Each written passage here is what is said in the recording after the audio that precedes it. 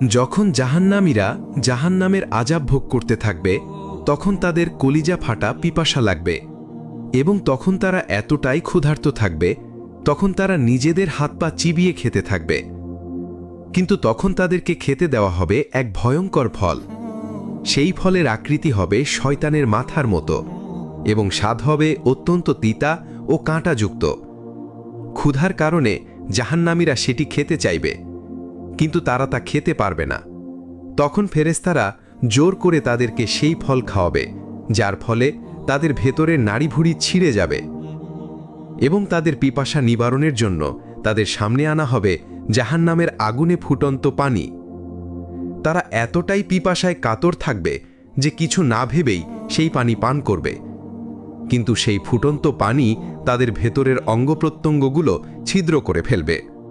হে আল্লাহ, আমাদের জাহান্নামের শাস্তি থেকে রক্ষা করুন।